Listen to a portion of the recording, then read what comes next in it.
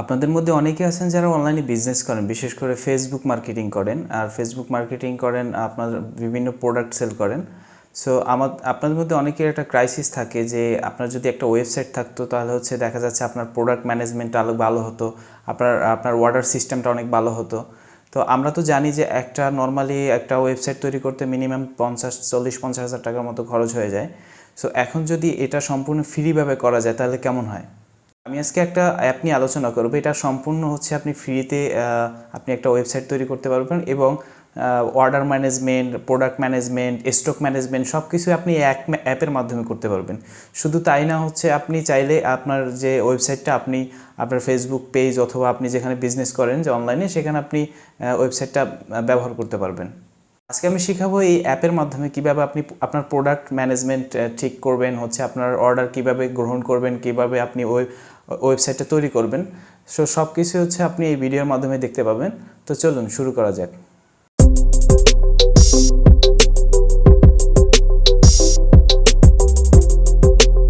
প্রথমে হচ্ছে আপনি আপনার ফোনের প্লে স্টোরে চলে যাবেন। প্লে স্টোরে গিয়ে হচ্ছে আপনি সার্চ করবেন BONIK, বণিক লিখে হচ্ছে আপনি আপনার প্লে স্টোরে সার্চ করবেন। সার্চ করার পরে এই যে অ্যাপটা দেখছেন বণিক ক্রিয়েট অনলাইন স্টোর, এখানে হচ্ছে আপনি ক্লিক করে ইনস্টল করবেন।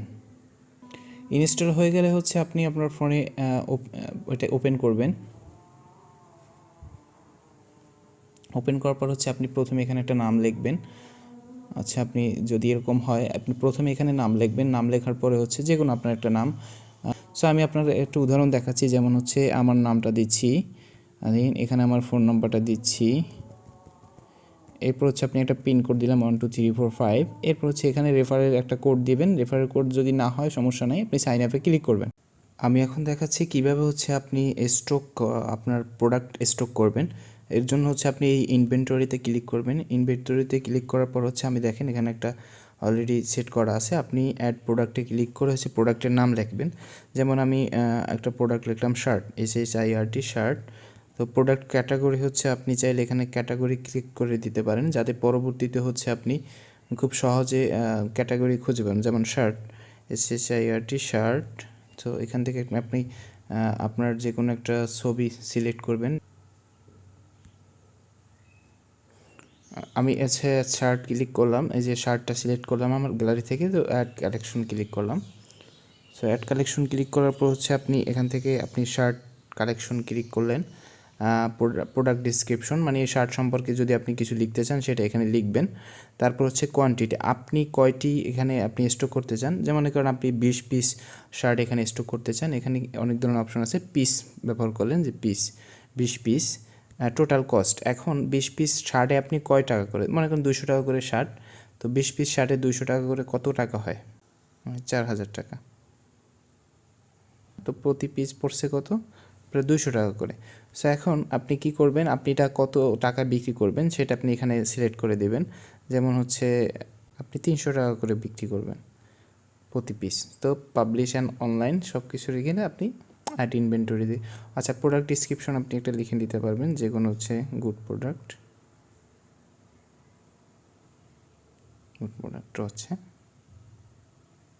ওকে। এখানে আপনার সিলেক্ট করতে হবে এই ছবি। আপনি গ্যালারি থেকে একটা ছবি সিলেক্ট করবেন।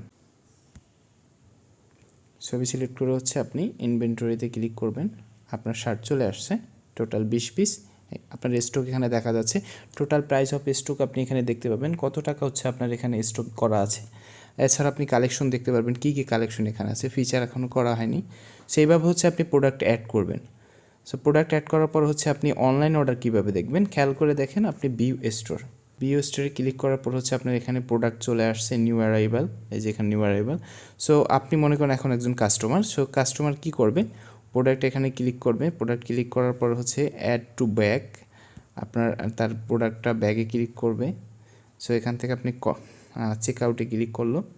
সো সব কিছু ইনফরমেশন আমার এখানে দেওয়া আছে। সো ইনফরমেশন দেওয়ার পরে হচ্ছে এটা হচ্ছে আপনার কাস্টমারের কাজ। সো সে কী করলো, প্রসেস করলো।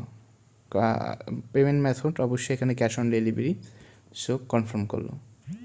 কনফার্ম করার সাথে সাথে দেখবেন যে আপনার কাছে একটা নোটিফিকেশন চলে আসবে যে you have an new order. So আপনি এখানে নিউ অর্ডারটা দেখতে পাবেন আপনার অ্যাপের মাধ্যমে। সো আমি আবার অ্যাপে চলে যাই।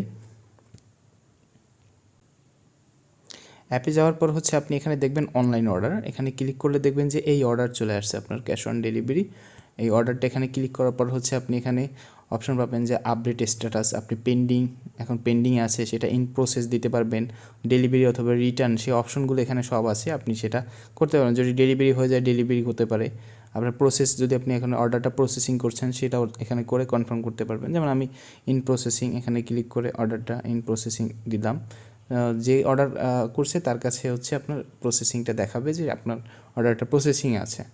সে এভাবে হচ্ছে আপনি অর্ডার কনফার্ম করতে পারবেন বা আপনার করতে পারবেন। এখন আপনি কিভাবে আপনার এই ওয়েবসাইটটা ব্যবহার করবেন সেটা আমি দেখাচ্ছি। আপনি শেয়ার স্টোরে ক্লিক করবেন, শেয়ার স্টোরে ক্লিক করে হচ্ছে আপনি এখানে যে লিঙ্কটা আছে লিঙ্কটা হচ্ছে আপনি কপি করবেন, সে কপি করে হচ্ছে আপনি যেখানে ব্যবহার করতে চান সেখানে এটা ব্যবহার করতে পারবেন।